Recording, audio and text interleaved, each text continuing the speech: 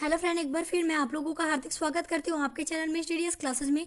यहाँ आज हम शेयर करने वाले हैं आपके साथ मैथ का लेसन प्लान यानी गणित पाठ योजना, जिसका कि टॉपिक यानी प्रकरण होगा समांतर माध्य।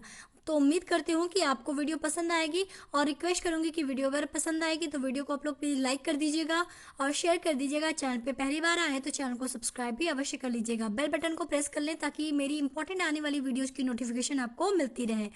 तो कक्षा 9 और 10 का ये लेसन प्लान है। तो चलिए स्टार्ट करते हैं। बाकी आपको पीडीएफ चाहिए तो पीडीएफ की लिंक जो है वो इसी वीडियो के डिस्क्रिप्शन बॉक्स में अवेलेबल है। तो चलिए स्टार्ट करते हैं आज की ये वीडियो।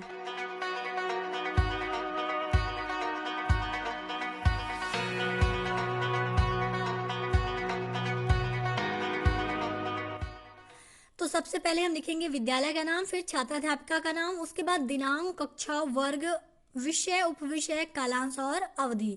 तो यहाँ मैं बता दूं कक्षा 9 और 10 ये दोनों के लिए लेसन प्लान है। तो दोनों ही कक्षाओं के लोग इसे बना सकते हैं। विषय हमारा गणित है, उपविषय अंगणित है, बाकी जो भी आपका कालांश है आप इसे लिख दीजिएगा, वर्ग जो है आपका लिख दीजिएगा, अवधि हमारी 35 मिनट की है, प्रकरण हमारा समांतर माध्य है।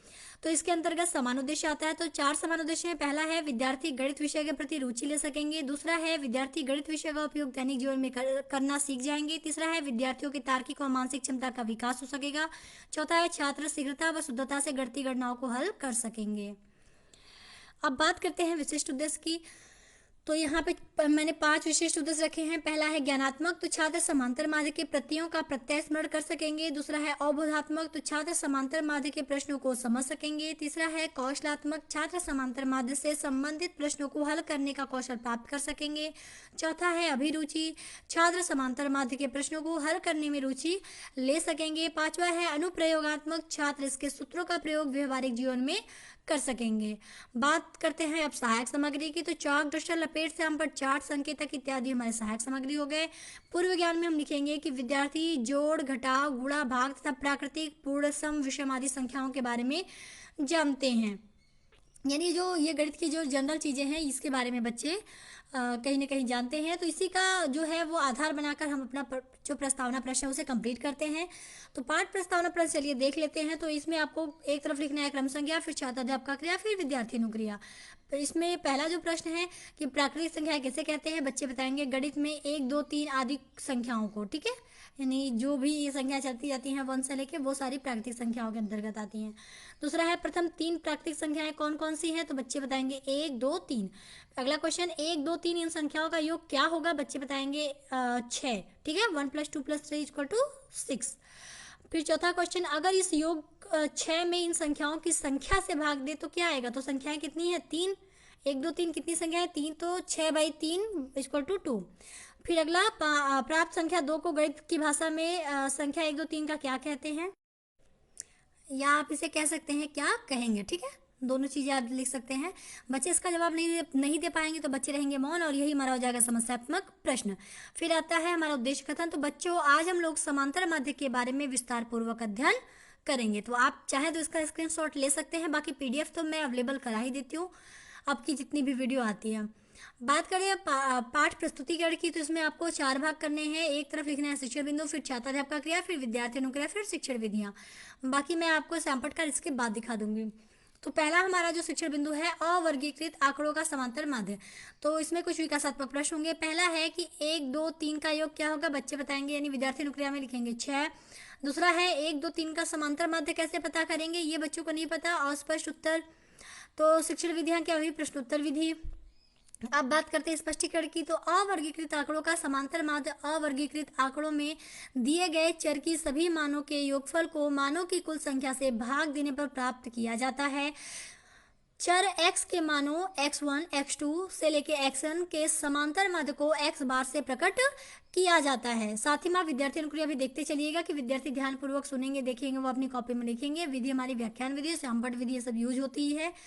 यहाँ पे आप स्पष्टीकरण में देख सकते हैं x बार यानी समांतर माध्य की जो है वो फार्मूला क्या होता है, यहाँ पे आप देख सकते हैं फार्मूला मैंने लिखा हुआ है। तो चलिए x बार इक्वल टू क्या हो जाएगा, चर के सभी मानों का योगफल अपन मानों की कुल संख्या। तो x बार क्या हो जाएगा, x1 + x2 + x3 से लेके प्लस xn तक अपॉन में n।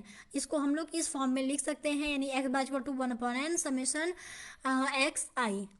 ठीक है, ये हमारा कंप्लीट जो है इस तरह से हम लिख सकते हैं। हमने एक उदाहरण भी रखा है इसको समझाने के लिए। तो उदाहरण में आप देख सकते हैं 1 से लेकर 10 तक का समांतर माध्य क्या होगा। तो बच्चे इसका जो हल है हमने वो भी बताया है। एक्स बार की वैल्यू हमने निकाली है, सारी जो वैल्यू उसको प्लस कर दिया, यानी 1 + 2 + 3 से लेकर 10 + 10 तक अपॉन में 10, क्योंकि क्वांटिटी जो है वो 10 है नंबर की। और एक्स बार की वैल्यू हमारी आई 55/10 यानी 5.5। विद्यार्थी ध्यानपूर्वक देखेंगे वो लिखेंगे। और विधि हमारी उदाहरण विधि यहाँ यूज हो रही तो उदाहरण विधि भी लिख देंगे साथ में, सैंपट विधि तो यूज होनी ही है। तो इस तरह से हमने पहला जो शिक्षण बिंदु था वो हमने कंप्लीट कर लिया।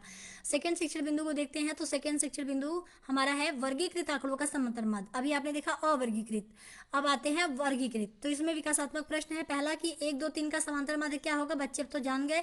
तो एक्स बार वो बता देंगे कि एक्स बार बराबर 6/3 = 2। दूसरा है वर्गीकृत आंकड़ों का समांतर माध्य किस सूत्र से निकाल सकते हैं। बच्चे नहीं बता पाएंगे, बच्चे रहेंगे मौन। और विधि हमारी प्रश्नोत्तर विधि। बात करते हैं स्पष्टीकरण की। तो हम लिखेंगे जब आवृत्ति वितरण के रूप में आंकड़े वर्गीकृत हों तो उसमें एकाकी मूल्य अपनी पहचान खो देते हैं। इन सभी मूल्यों का प्रतिनिधित्व वर्ग अंतराल के मध्य बिंदुओं द्वारा होता है जहां वे स्थित हैं। वर्गीकृत आंकड़ों के लिए माध्य की गणना करते समय प्रत्येक वर्ग के मध्य बिंदुओं से संबंधित आवृत्ति f को गुणा किया जाता है। f(x) के सभी मानों को जोड़कर प्राप्त समेशन f(x) में पदों की संख्या n से भाग दिया जाता है। x बार = समेशन f(x/n), जहां f आवृत्ति है, x वर्ग अंतराल के मध्य बिंदु है और n क्या है, पदों की संख्या, जिसे समेशन f भी कहते हैं। विद्यार्थी अनुक्रिया में विद्यार्थी ध्यान पूर्वक सुनेंगे, देखेंगे, वो अपनी कॉपी में लिखेंगे। विधि हमारी व्याख्यान विधि और हमारी सैंपट विधि यहाँ यूज होती है। तो फिलहाल तो हमने अभी पूरा ये बताया कि वर्गीकृत आंकड़ों का जो समांतर माध्य हम किस तरह से निकाल सकते हैं। चलिए उदाहरण भी दिखा देते हैं। तो यहाँ उदाहरण में आप देख सकते हैं तालिका की मदद से फैक्ट्री में काम करने वालों की माध्य मजदूरी दर की गणना करें। यहाँ पे एक तरफ जो चार्ट आप देख रहे हैं, एक तरफ मजदूरी रुपया प्रतिदिन वर्ग है और दूसरी तरफ जो है वो f है, श्रमिकों की संख्या। ठीक है, तो यहाँ पे इस तरह से हमने एक उदाहरण रखा है और इसका जो है हल भी हम यहाँ पे दिखाएंगे। लेकिन अभी चलिए हल देख लेते हैं। लेकिन उससे पहले आप विद्यार्थी अनुक्रिया भी देखते चलिए साथ में कि विद्यार्थी अनुक्रिया में आप लिखेंगे कि विद्यार्थी ध्यानपूर्वक देखेंगे और विधि हम सैंपट विधि यूज करेंगे, क्योंकि हम इसे सैंपट पे ही कहीं ना कहीं जो है मैथ के क्वेश्चन हम ज़्यादातर सैंपट पे ही करते हैं, तो हम यहाँ सैंपट विधि का यूज करेंगे। तो हल भी देख लेते हैं। आप यहाँ देख सकते हैं हमने आ रहा जो प्रश्न था उसके अकॉर्डिंग हमने इस तरह से एक चार्ट बनाया जिसमें वर्ग है, आवृत्ति है, मध्य बिंदु है x और f(x) की वैल्यू हमने निकाली है। तो सब निकालने के बाद आप देख सकते हैं समेशन f की वैल्यू 99 आई और n कैपिटल N जो होता है वही समेशन f होता है।